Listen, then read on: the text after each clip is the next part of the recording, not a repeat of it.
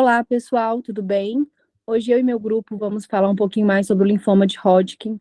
O meu grupo é composto por mim, Daniela Batista, Mariana Heloísa, a Giovana Rocha e o Eric Gabriel. Esse trabalho foi passado pelo nosso professor e orientador, Levi Eduardo. O linfoma de Hodgkin também é conhecido como a doença de Hodgkin. É um tipo de câncer que afeta o sistema linfático, parte do sistema imunológico do nosso corpo. Recebe esse nome em homenagem ao médico britânico Thomas Hodgkin, que descreveu pela primeira vez em 1832. É uma doença considerada uma neoplasia maligna, porque tem um crescimento desordenado de células malignas, então é considerado um câncer, tá? Se não for diagnosticado em estágios iniciais, essa doença corre o risco de morte para a pessoa que tem esse diagnóstico. Ele se origina no linfócito B, no qual é um mecanismo que desempenha papel importante na defesa do nosso organismo.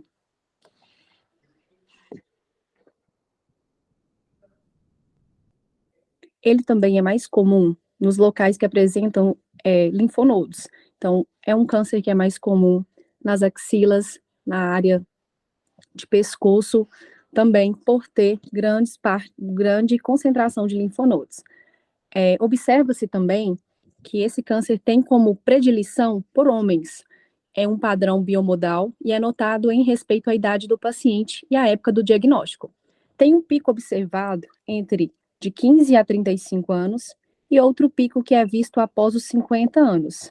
O sinal mais comum nos pacientes são aumento discreto e indolor de áreas que têm bastante linfonodos, como foi dito, axilas, pescoço. Existe também envolvimento oral, mas ele é bem raro. Cerca de 30 a 40% dos pacientes com a doença têm outros sintomas sistêmicos, que podem ser perda de peso, febre, suor noturno e também coceiras. Vou passar para o meu amigo Eric, também amigo de trabalho, que vai falar mais um pouquinho, e se as outras meninas quiserem acrescentar, caso a gente esqueça alguma coisa. Bom, vou falar aqui das alterações micro e macroscópicas. A célula de Reed-Sternberg é tipicamente binoculada, com núcleos de olhos de coruja. Apesar de ser multinucleada, moedas de PNEs em um prato, assim dizer, com núcleos proeminentes. A célula maligna no linfoma de Hodgkin nodular, com predominância de linfócitos, e a popcorn cell, célula pipoca, a qual é assim denominada devido à semelhança do núcleo de uma pipoca. Ali, como a gente pode ver, as células com olhos de coruja, núcleos olhos de coruja, bem característico dessa variação. O linfoma de Hodgkin, ele também é atualmente classificado da seguinte maneira: linfoma de Hodgkin nodular com predominância linfocitária ou linfoma de Hodgkin clássico, compreendendo 5 subtipos histopatológicos. O primeiro tipo, o rico em linfócitos. Bom, ele representa cerca de 6% de todos os nossos casos. Já a esclerose nodular soma entre 60% a 80% dos casos, ocorre com mais frequência em mulheres durante a segunda década de vida. As células de Reed-Sternberg permanecem residir nos espaços vazios, portanto, são chamadas de células lacunares. O nosso terceiro tópico. Celuloidade mista responde cerca de 15 a 30% dos casos e é caracterizada por uma mistura de pequenos linfócitos, plasmócitos, eosinófilos, histócitos, com abundância de células de Reed-Sternberg. Já a depressão linfocitária, o tipo mais agressivo, soma menos de 1% dos nossos casos. Os inclassificáveis, eles, bem antes das modernas técnicas de imunohistopatoquímica, muitos exemplos de linfomas e grandes células de linfomas, células T anaplásicas, foram, sem dúvida nenhuma, incluídos nessa categoria. Nessa forma de linfoma de Hodgkin, Numerosas células de Reed términos gigantes e bizarras são presentes, com poucos linfócitos. Ocasionalmente, exemplos de linfoma de Hodgkin que realmente não se encaixam nos critérios de nenhum dos subtipos conhecidos são encontrados e esses são designados como inclassificáveis. Os sinais e sintomas da doença. Em cerca de 30% a 40% dos pacientes com doença de Hodgkin, sinais e sintomas sistêmicos podem estar presentes como perda de peso, febre, sudorose noturnas e prurido generalizado, que é a coceira. A ausência desses sinais e sintomas é considerada melhor em termos de prognósticos para o paciente, e essa informação é usada no estadiamento da doença. O tratamento. O tratamento do linfoma de Hodgkin depende do estágio de envolvimento. Pacientes com a doença limitada, no estágio 1 e 2, combinam campos de radioterapia menos extensos com regimes quimioterápicos com múltiplos agentes, para maximizar o controle da doença e minimizar as complicações da terapia a longo prazo. Já os pacientes no estágio 3 e 4 da doença requerem quimioterapia. A radioterapia ela é usada conjuntivamente se houver envolvimento de mediastino ou doença residual. Como efeitos colaterais, podem estar associados a essas quimioterapias a longo prazo outros regimes conhecidos como ABVD, que são drogas, a adriamicina, bleomicina, vinblastina, dacabazina, e é agora usado com mais frequência, particularmente na doença dos estágios iniciais e intermediários, devido às suas melhores complicações. Bom, a evolução e resposta do paciente ao tratamento. O prognóstico para essa doença é bastante bom hoje. Os melhores resultados do tratamento ocorrem naqueles que se apresentam em estágios iniciais. Pacientes nos estágios 1 e 2 da doença frequentemente têm taxa de sobrevivência de 10 anos, sem recidiva, de 80% a 90%. Aqueles nos estágios 3 e 4 da doença apresentam 55% a 75% de taxa de sobrevivência a 10 anos. Após 15 anos de tratamento, a mortalidade do paciente ocorre com mais frequência, devido à complicação do tratamento maligno secundária ou doenças cardiovasculares. Então, se detectarmos essa doença no estágio 1 e 2, é muito melhor o prognóstico para esse paciente do que os últimos estágios. E se passar de 15 anos, pode haver uma complicação bem grande devido, né, a malignidades secundárias que vão aparecer ali no organismo daquela pessoa.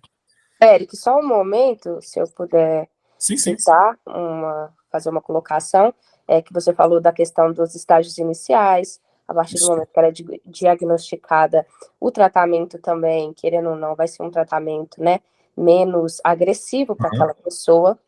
E nas manifestações clínicas, como é uma doença que atinge o linfonodo, nos estágios iniciais, o linfonodo ele ainda é aquela coisa meio mole, mais palpável, assim, que você fica tipo, é um edema, o que pode ser?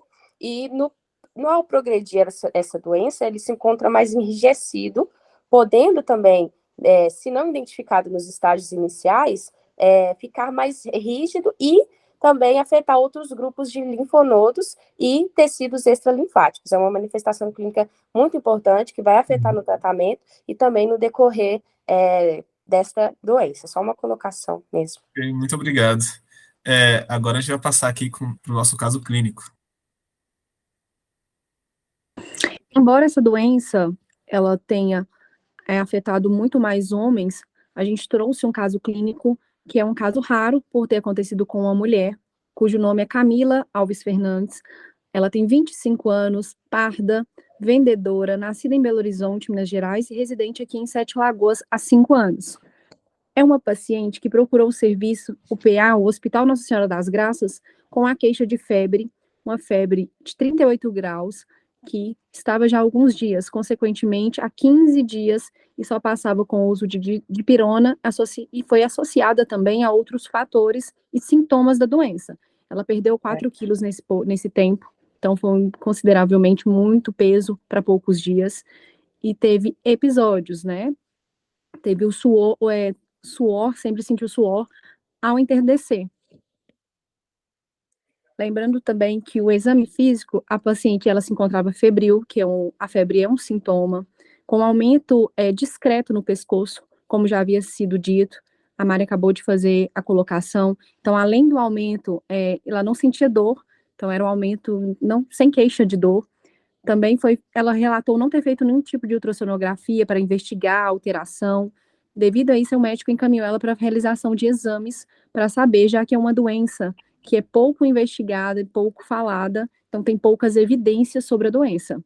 O resultado se encontrava duvidoso justamente por causa disso, da pouca popularidade da doença, a causa sendo suspeitada, então, uma malformação linfática ou uma inflamação nos linfonodos. A princípio, a principal desconfiança era que fosse uma inflamação ou uma malformação desse sistema. Em consequência do resultado determinado por ultrassonografia, o paciente foi submetido à biópsia do linfonodo localizada no seu pescoço. Então, após fazer esse exame de biópsia, que é um exame que a gente já havia falado, né, macroscopicamente, que dá para ver o formato da célula, todo o seu conteúdo, teve um fragmento de tecido irregular, então uma consistência firme, como a gente havia falado. Então, a partir do momento que se torna uma neoplasia maligna, esse tecido, ele tende a ficar um tecido mais fibroso, então automaticamente mais firme, mais denso a palpação. Então, teve essa característica, e microscopicamente, o linfonodo com presença de feixes fibróticos, que é justamente essas fibras de feixes que dão essa consistência ao palpar. A morfologia da célula também, então ele se deu compatível com o linfonodo de Hodgkin, variante da esclerose nodular. Então, ao ver também as imagens aí, dá claramente para ver a célula e toda a sua composição. Então, os olhinhos de coruja, um núcleo maior. Então, foi constatado que Camila realmente tinha o linfonodo de Hodgkin. O tratamento para se propor uma paciente jovem de 25 anos, um estágio inicial, então o tratamento dela é menos agressivo, é menos invasivo. Então ela se submeteu, o médico a submeteu ao protocolo de ABVD, como o Eric falou, é um coquetel de drogas, que consiste em um quadro de drogas quimioterápicas, que vai gerar menos efeitos colaterais no paciente, associado à radioterapia, devido à doença estar já no estágio 1, e ainda ser limitada somente naquele lugar. Não teve nenhum tipo de espalhar, não somente no pescoço, onde foi diagnosticado. Foram administrados 2 ciclos, então, o tratamento da paciente teve 2 ciclos da PVD, com duração de 2 meses. Em seguida, foi realizado radioterapia, apenas onde houve os linfonodos comprometidos, então foi uma doença limitada somente ao pescoço. Ela respondeu bem ao tratamento, devido a ter descoberto no início, a idade, então a chance de sobrevivência é de 80% a 90%, ela por estar no período inicial da doença, e é uma paciente que vai realizar sempre acompanhamento médico, para analisar e minimizar as possíveis alterações no futuro. Certo. Querem acrescentar alguma coisa? Seria só isso mesmo. Mostrar também esse livro que a gente usou como referência, né, para estudar sobre a doença. Exatamente, foi Patologia Oral e Maxilofacial, do Neshvili e do Allen, tem aí toda a nossa referência.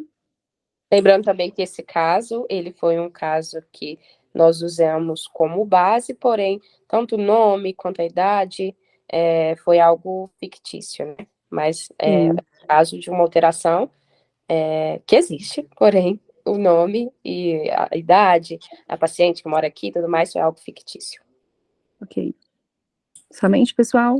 Seria só isso mesmo. Então, muito obrigada. Até a próxima. Obrigada. Obrigada, Tchau. gente. Tchau.